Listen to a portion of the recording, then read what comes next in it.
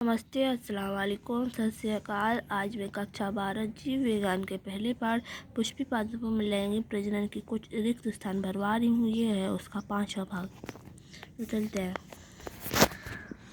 बीजांड की काया बीजांड ग्रंथ के साथ नाभिका नामक क्षेत्र में जुड़ती है और संकलित होती है। तो संकलित होना अलग अर्थ होता है और जोड़ना का अर्थ अलग होता है। तो जब जुड़ती है और संकलित होती है तो संकलित होने पे वो पूरी तरह से जुड़ जाती है कि उसमें दिखता ही नहीं कि ये जुड़ी हुई है। प्रत्येक बीजांड के संरक्षण आवरण को अध्यावरण कहते हैं और स्त्री केसर के फूले हुए हिस्से को अंडाशय कहते हैं। बीजांड एक कोशिकाओं का समूह, इसलिए वह एक उत्तक है। उसमें सघन जीव द्रव्य होते हैं। मतलब बीजांड काय आना चाहिए था यहाँ पर। उसमें सघन जीव द्रव्य होते हैं। एक बीजांड में केवल एक भ्रूणकोश होता है। एक बीजांड में केवल एक भ्रूणकोश होता है जो एक गुरु बीजाणु मात्र कोशिका से बना हुआ होता है। वर्तिकाग्र एक गिरने की जगह है, मतलब जहाँ पर अवतरण होता है, परागकण आता है। कोष्ठ अंडाशय के अंदर होता है। अंडाशय के अंदर जो जगह होती है उसको पूरे को गर्भाशय गुहा या कोष्ठ कहते हैं। एक स्त्री केसर वाले जायंग को एकांडपी कहते हैं।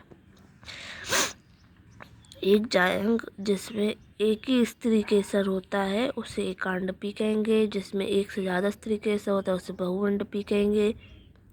जिसमें जुड़े हुए होते हैं, मतलब संकलित होते हैं, तो युक्तांडपी, मतलब पता नहीं चलेगा कि वो जुड़ा हुआ है।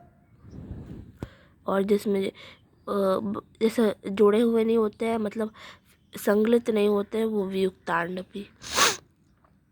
पुष्प क्रमों, पुष्पों तथा पुष्पीय अंगों की विविधता अनुकूलन की विविधता दिखाती है कि किस तरह लैंगिक प्रजनन का अंतिम उत्पाद फल और बीज बन सके।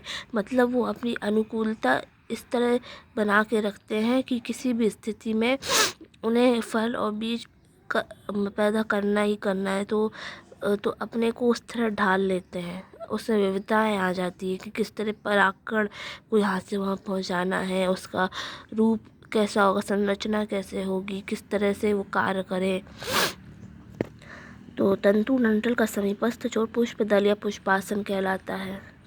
परागपुटी अनुलंबत लंबा होकर परागकोश की लंबाई तक विस्तारित होता है। तो परागकोश की लंबाई जितनी होती है उतनी परागपुटी की लंबाई होती है, क्योंकि वो उसी के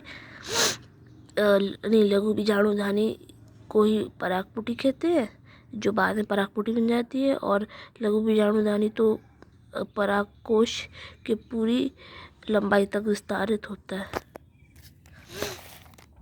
फैला हुआ होता है। बीजांड का आधारी भाग निभाग है। स्त्री केसर का आधारी भाग अंडाशय है और अंडाशय का आधारी भाग निभाग है, मतलब आधार जो है जिस पर वो टिका हुआ है। बीजांड के 5 भाग होते हैं: भ्रूणकोश, गुरु बीजाणु मात्र कोशिका, बीजांडकाय, बीजांडद्वार, निभाग और अध्यावरण। धन्यवाद।